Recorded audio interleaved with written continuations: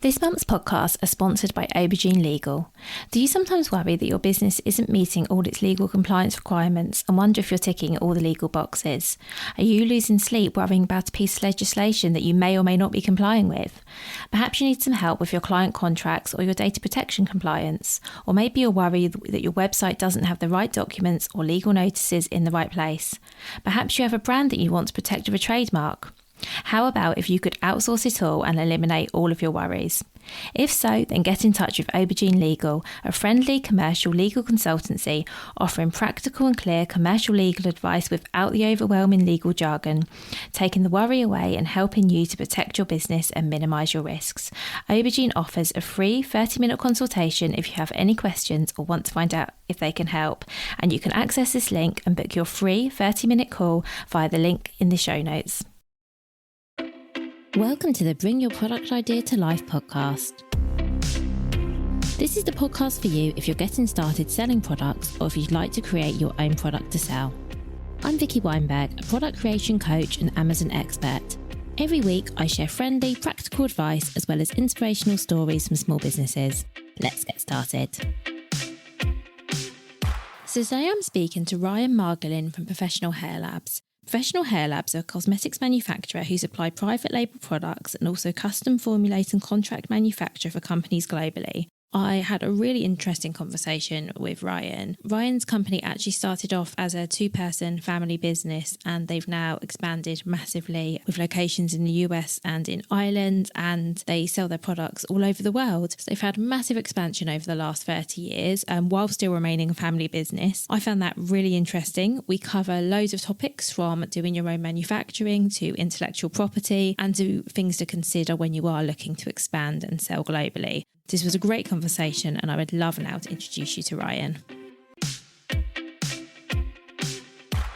So hi Ryan, thank you so much for being here. Thanks a lot, Vicky. Looking forward to having a chat. Hope you're well.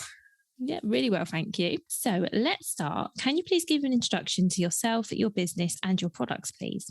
Yeah, so the company's name is Professional Hair Labs. We're a cosmetic manufacturer, so we manufacture all types of cosmetics, hair care, skin care.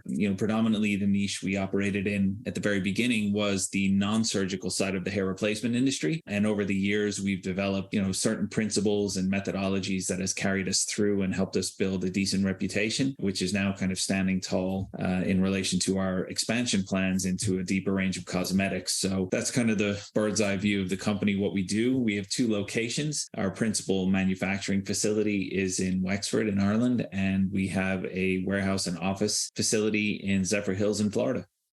Amazing, thank you. So if it's okay, Ryan, I'd love to start right at the beginning and what inspired you to set up Professional Hair Labs? Well, it's a family-run business. So the story of the company stems back to the 1980s. My mother was a master hair technician. My dad was a business owner, entrepreneur, whatever way you want to, state it. And they started a business together in New Jersey, and they opened up their first hair replacement studio, and they moved to Florida. And over a period of time, through the products that my mother was using as a technician, she got chemical poisoning, and it forced her into early retirement. My dad ended up selling the business and focused his efforts on creating a product line that was safe for technicians and also safe for individuals who wore hair systems. So that's kind of where the company was started. Professional Hair Labs came to be in 1994. And for, maybe 15 years, it was a really difficult task to retrain an industry that was so set in its ways on new application methods and new processes. And eventually what ended up happening is over a period of time, company grew into, a decent sized company, for one person to make a living on, but it was quite stagnant. So my father got a little bit frustrated. And when the economic crash happened in 2008, myself and him had a conversation, and he was like, why don't you come over to Florida? I was living in Ireland at the time. My mother's Irish. And let's have a look and see, if there's anything you can contribute. And initially it was myself and my wife, and we had one daughter at the time. And we kind of said, no, look, it's not really the move we're looking to make at the moment. But then in hindsight, very quickly we realized, look, what do we have to lose? So let's go see what the opportunity is and let's see what we can make of it. So we did that. I spent the first first 6 months learning about the business, the operations internally, and also, the customers externally, and realized there were some really simple changes that we could make to really drive things forward, because they had a really good product and a product line. They just didn't have the exposure, or what I believed at the time, the right marketing or branding to really make a good impact. So we stripped the company back in relation to its marketing, its branding. We built everything back up. We launched a new product in 2009 to the marketplace with some really simple marketing strategies. And within 18 months, it tripled revenue. So that kind of let us know we had a product which we have now validated as useful in the industry. And we started to focus on how we can roll that out globally. So in 2011, we opened up the Irish location, and we started to use that as the global distribution facility, because obviously Ireland has great access to Europe. And then, globally, it makes more sense to ship from Ireland because of logistics. So that's how we kind of got to where we are. And there's been a ton of lessons in between about everything from, personal development to learning how to run a business to people development to product developments and everything in between. So it's been a really interesting run. Yeah, it sounds like it. And hopefully we can touch on some of those as we go through. So just to be clear, Ryan, so just for myself and everyone listening, so do you predominantly sell B2B? Yes, we're a B2B company. Really, our marketing efforts are kind of more targeted towards B2C, simply because at the end of the day, those are the individuals using the product. But B2B is our main business, 99% of our business. We deal predominantly with distributors and wholesalers and some retailers. So that's really interesting then, because you mentioned you're sort of asking people to buy something that changes the sort of the practices they're using. So I guess that's in salons or... Yeah. Yeah, so that must have been incredibly challenging, actually. It still is, because some of those methods are still used. And while they work very well, I mean, you can't argue that. I think where the danger comes is that the products being used have chemicals in them. So there's a high level of toxicity that sometimes people are not aware of, because manufacturers or suppliers of the product wouldn't be very forthcoming in putting that out there to the world. Absolutely. And I'm assuming those chemicals can impact the consumer as well as the technician using them. Of course.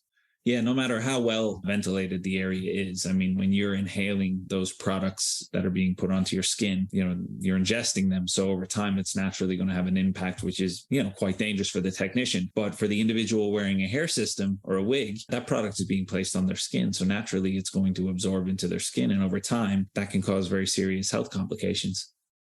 So that does seem like such a challenge then, because you're having to communicate that message, I guess, to the consumer and to the technicians. Yeah. And that's one of the challenges that we face on a daily basis. I mean, even from a simple fact of, products being purchased online that are coming from countries that just don't really adhere to the regulations. And the reason they don't adhere to the regulations is because it's very difficult to chase them down and hold them accountable, especially if they're in another country. So when you're sitting on the outside looking in on the industry, you see the surface level problems. But when you're operating in the industry on a daily basis, you see how really toxic and dangerous the industry can be. And that's why we've always chosen to operate on the safety first side of things, because at the end of the day, if we can't provide a solution to the marketplace that's safe and we can put our head on a pillow at night knowing we're doing the best we can, I don't think that's worth doing in the first place. So absolutely. And it also sounds like someone, i.e. yourselves, needs to be doing something differently as well. Yeah, it is. And look, I mean, at the end of the day, we've always tried to retain the core mission of the company to be able to produce safe products first. Performance comes second. Fortunately, we have a good enough team in-house of chemists and, sales and marketing that when we do put something out, it is different than what's in the market. And we let people know exactly how it's different. We don't try to hide anything. Okay, thank you. So all of your products currently formulated in-house, and was that the case right from the start? No, we did formulate our own products from the start, but we didn't always manufacture them.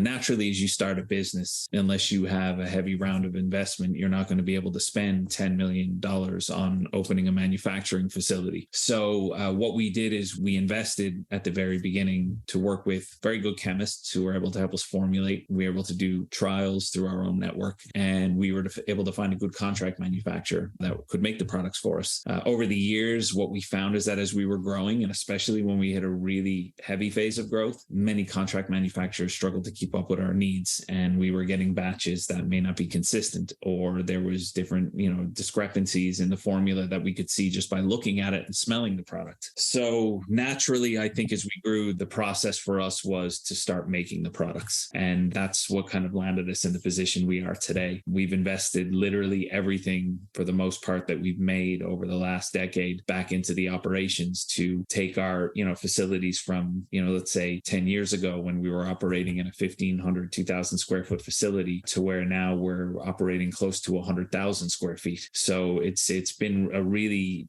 fast paced project, but if we don't do it this way, we're going to be wasting time and there's a lot more work to do. So that's interesting. Thank you. I think you might be one of the first people I've spoken to who's moved their manufacturing in-house. Can you talk us through some of the advantages and disadvantages of that decision, please? Yeah. So I think one of the key disadvantages was the lack of knowledge of what it actually takes to become or to make that change from someone who relies on contract manufacturing to someone who manufactures. So there was a lot of rules and regulations that we were not aware of at the beginning. And as we went down the road of building our processes, we realized we needed certain certifications. We needed to adhere to certain guidelines that we weren't adhering to before because they weren't relevant to us. So that was one of the disadvantages. That required an awful lot of investment into consultants who could help us put those processes in place and make sure that we understood them and we were doing it right from the get-go. Secondly, one of the disadvantages was the investment that was required. I mean, at this point now, we're well into 8 figures of investment to get our facilities to the point of where they're at right now over the years. And I think unless you are building a brand that is continually on a high trajectory of growth, it's going to be very difficult to maintain that level of investment and, more importantly, maintain the level of sales to maintain the operations. One of the pros is that we have now our eyes on everything. We know every batch that's made is correctly tested,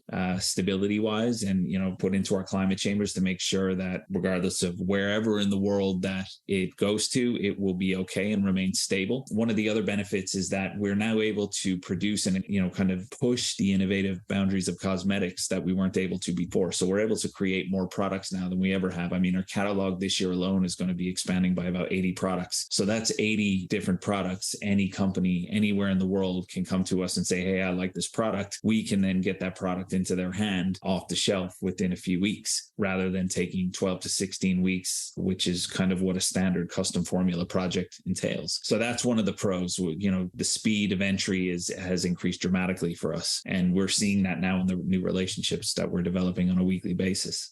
So those are some of the things that we found over the last couple of years that have been really evident to us. That's brilliant. Thank you. And I guess it also makes you a bit more flexible in terms of the manufacturing, in terms of how many and, what you're actually producing at one time. So you told us to scale the size of your facility, but I'll be really honest, I'm not great at kind of working out what that means in practice. Yeah. But are you able to be manufacturing a number of lines at once?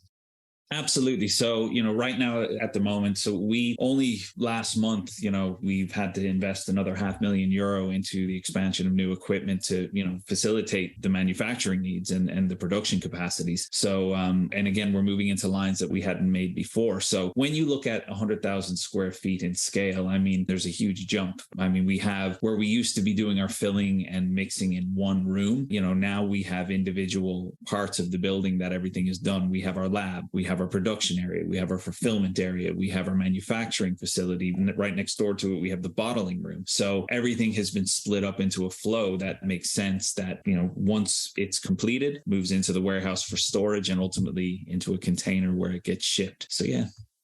That's brilliant. Thank you very much for that. It's hard for me to visualize these things. Yeah. And it's brilliant that you're having the demand as well, to continue to grow.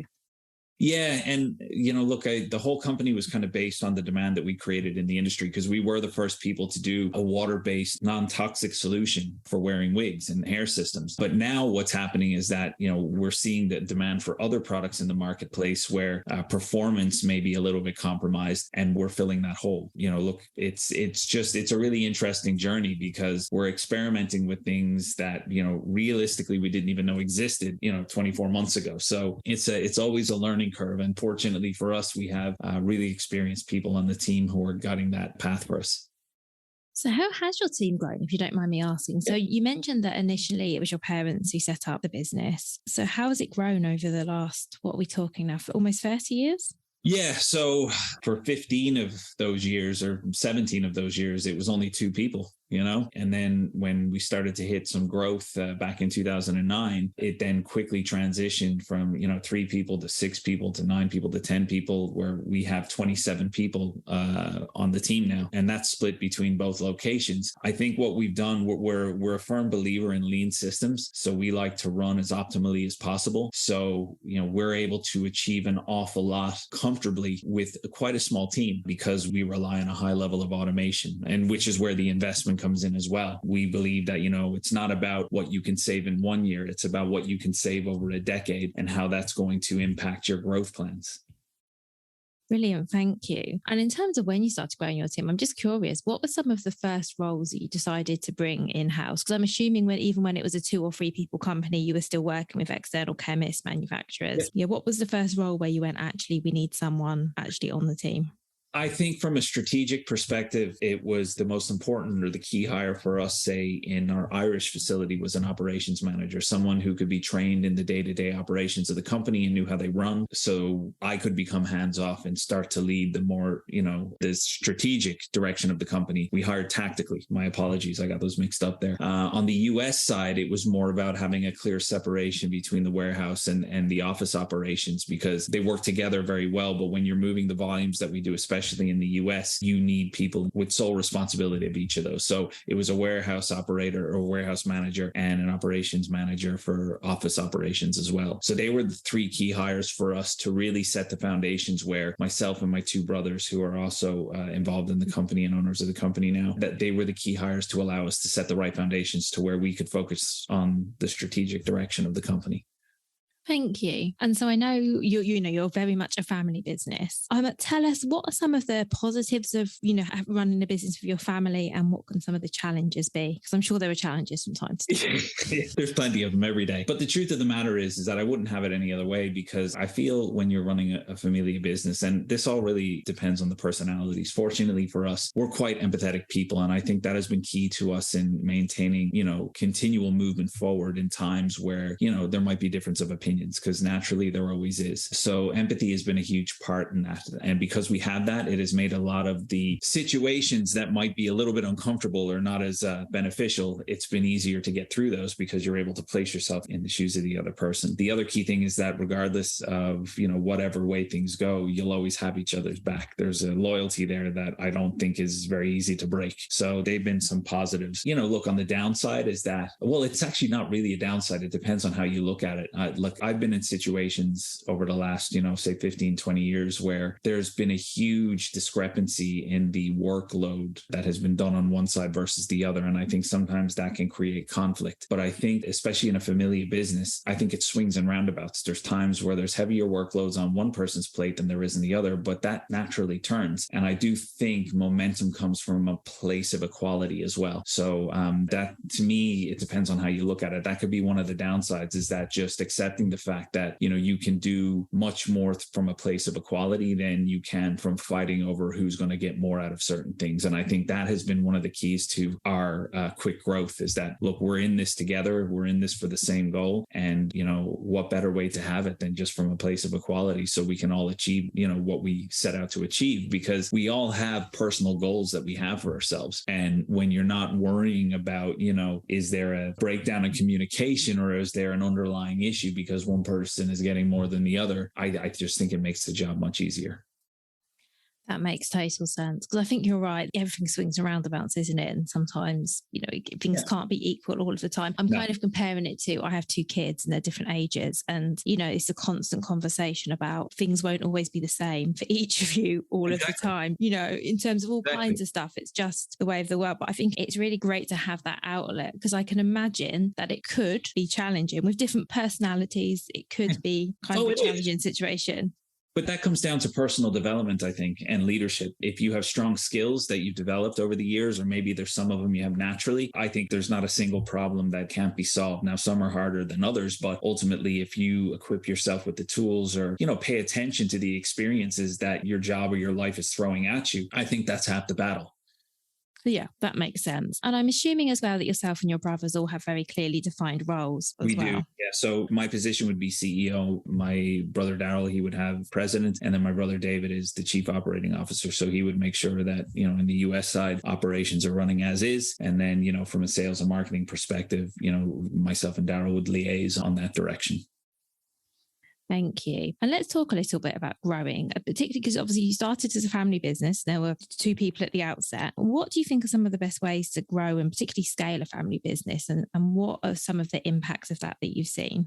Yeah. So look, there's a lot of different ways that conversation can go. But I think the first thing that actually has to be done overall is you have to approach any type of growth in a business from a place of personal development. Because at the end of the day, if you're not in the position or you're not becoming the person that's required to run the company or to make things move forward, you're always going to be the bottleneck. And what I've found is that, personal development is a really kind of subjective topic. It means a lot of things to a lot of different people. For me, I've learned, for myself personally, it's come down to really 5 key things that I've learned over the last 10 years. And those things may not be the same things that would help another person get to where they're going, but I think they're foundational insights that will help someone see maybe some of the key things they at least need to explore and look at, to help them on their journey. I remember, say 5-6 years ago, a really simple method was taught to me of where to start. And that is to start with a simple time study. And that time study just basically requires 2 weeks of your time, and you have sheets in front of you where you write down what you do every 15 minutes. And at the end of those 2 weeks, you break them up into 3 categories. There's strategic, there's tactical, and there's self-care. And then basically when you add all those hours up and what bracket they fall into, you get a percentage over 2 weeks, which you're spending,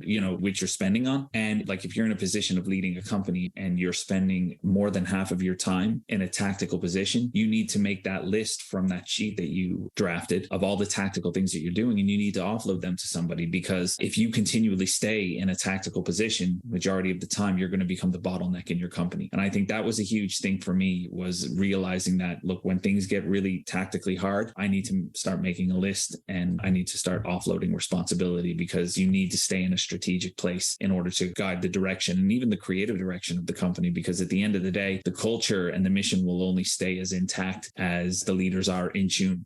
So that was vitally important. For me, it was a stark realization from the personal development side of things. You realize that in business, or maybe not even in business, just in general in life, that, no one is coming to save you.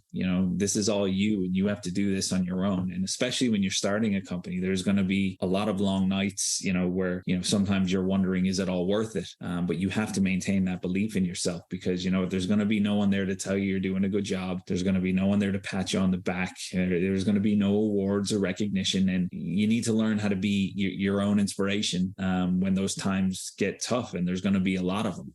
That was a big realization for me, because I remember at the very beginning of that journey, when I was very passionate about something, I couldn't understand why people weren't as passionate. But you have to realize that no one really cares until really you've achieved a certain level of success that they can start to admire or relate to, or they want to achieve. So that was a big thing for me. There's a lot of distractions also in the personal development space, and I think it's vitally important that you learn how to manage your focus and not your time. When you have a task in front of you and you realize that your focus is more important than the time that you have available, you learn to lock in, and you realize that time is not really relevant at that point, because you're solely focused on the end result. Your circle of people is another thing. That's one of the big things I'm a believer in. Over the years, some of the circles I've been involved in have benefited me very well and helped me, and then others have been quite bad for me. And I don't think it's a bad thing. It's a necessity. As you start to develop as a person, you need to surround yourself with the right people who are there to help you become better and not settle for anything less than the best that they know you could be. And people who hold you accountable as well, whether it's a business associate, a partner, or a wife, or any other person that you spend a lot of time around. So those are some of the key things. I mean, there's a few other things that naturally I think every single person on this planet experiences, but for me those were 3 key things on the development side that really helped me break things down to a foundational level and grow. That's really useful. Thank you. And I really liked what you said about the time tracking task as well. I think that's a brilliant place to start, because I think you can easily, I do this periodically, get to a point in my business where I think, why am I doing this? Why am I the one doing this? Yeah. And I think that's good when you get to the point where you're like, okay, these are things I need to offload, because I think there can be a tendency to just take on until actually a good chunk of what you're doing might actually not be the best use of your time. Exactly. And then you become the bottleneck in the growth of your business. And I think it's the hardest thing for someone who's growing a business or starting a business to do is let go. And I think it's one of the things that should be learned as quickly as possible, that it is okay to let go as long as you take the time to create the processes to teach somebody. Because once those processes are in place, unless there's a shift in your sales flow or your operations flow, there's going to be no need to go back and change them. So as long as you spend that, let's say 5-6 hours developing those documents, it's done, and you can let go and you can move on, and they can, somebody else can train. That's really good advice. Thank you. So while we're talking about scaling, Ryan, I know that in your company, you went from selling nationally to selling internationally. Can we talk a little bit about what that means and some of the things you might need to consider for anyone listening thinking they'd like to go down a similar route? Yeah, so we didn't really think about any of those things when we started to scale internationally. I think, unfortunately for ourselves, we didn't have the right people around us at the time to really guide us on how to strategically expand our brand, but we just learned from making mistakes. So what that actually means is that when you look at another country, obviously, you want to look at, the different kind of search results online, what's going on. You want to look around social media, see if you can find different search terms for, the products that you offer, or planning on creating an offering, and seeing what, the feedback is, or if there's any need for those products globally. Then you really want to start looking at what the rules and regulations of the countries are, because naturally it's the one thing that's overlooked. It's like, okay, I have this product. Let's say if you have a physical product, and let's say you want to use Amazon's fulfillment facilities to store them and ship them, realistically, what's going to happen at that point of entry before they get to Amazon's warehouse?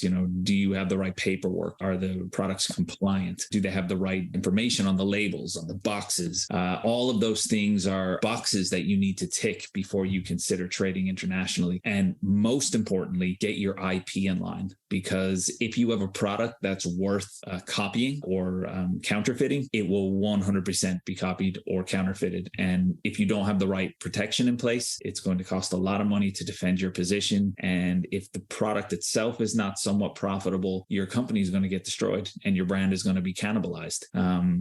We made some really bad mistakes at the beginning. We had some not great guidance from some of our legal team that we used to work with, and they didn't advise us on expanding our IP rights globally, and we got caught, and it cost us a lot of money, and it's still ongoing. But there's a high level of counterfeits in our brand, all over the world now, and this is something we're fighting on a daily basis, because it kind of challenges the kind of foundations on which the company was built, which was safety. You've got cosmetic products that are being put into packaging that's identical to ours with identical labels, and the product inside it is really poor and in some cases dangerous. So yeah, look, those are the things that I would advise anyone starting a business or looking to expand globally, is that make sure you have your IP in line, make sure you're reviewing the regulations about importing that product into the country and selling in that country. Does it need a different language on the labels? Does it need, different set of instructions? All of those things are vitally important.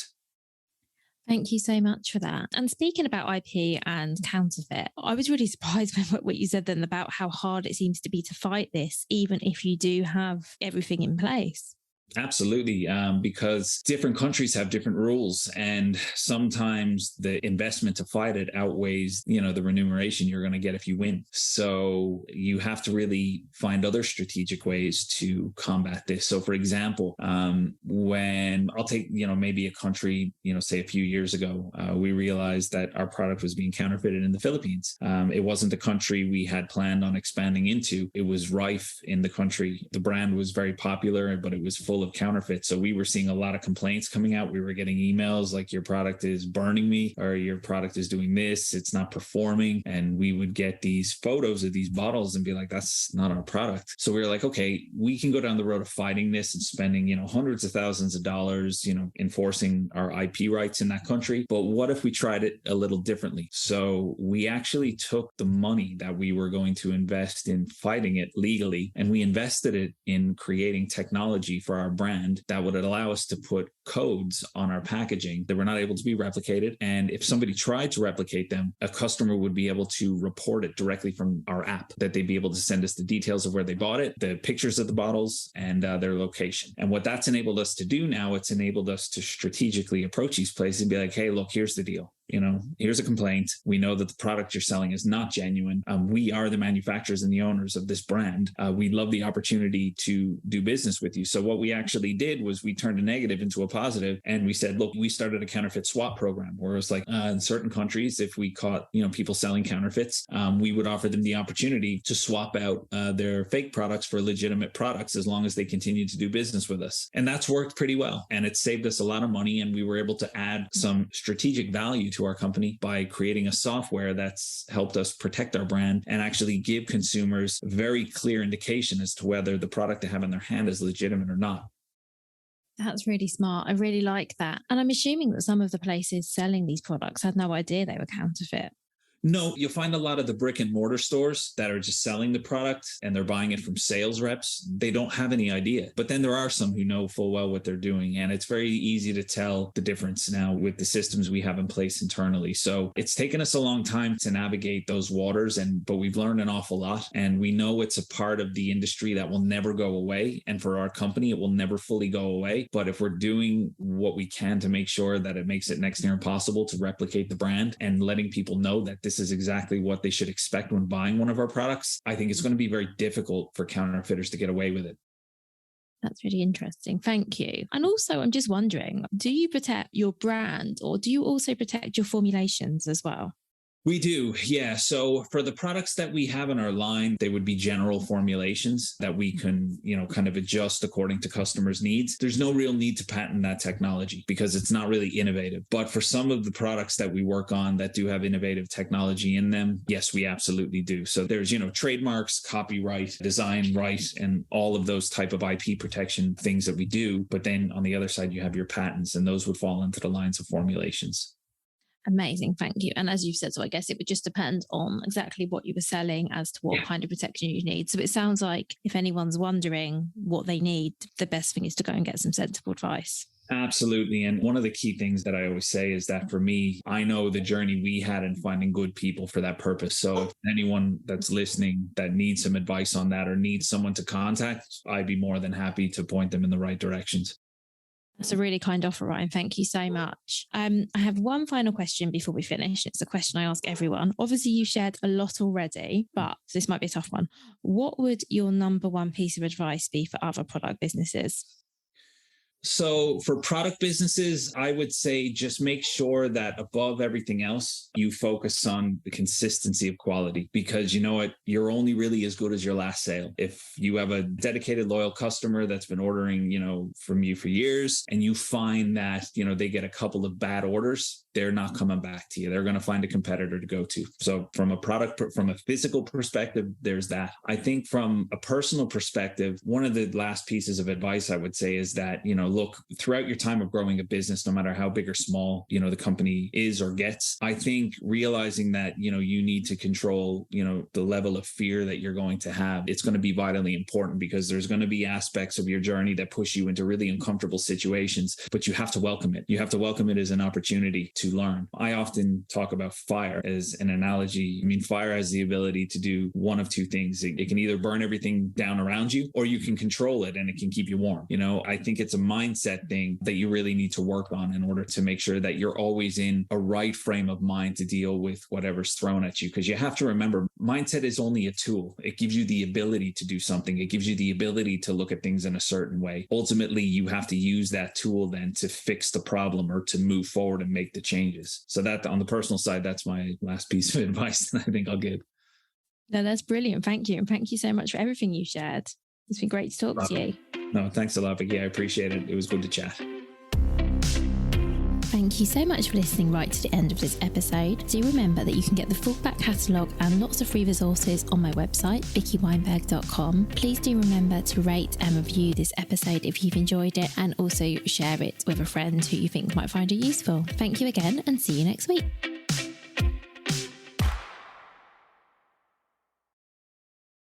If you've been inspired to start a podcast in 2024, I really recommend my podcast host, Captivate. Captivate were my top pick when I started podcasting 4 years ago because of how easy it was for a complete novice like me to get started. I've stuck with them for the last 4 years because Captivate is still really simple to use. They keep adding great new features like the ability to share ads like these, and they've just been really reliable. So when you're ready to start your own podcast, you can use the link in the show notes and get a free 7-day trial with Captivate.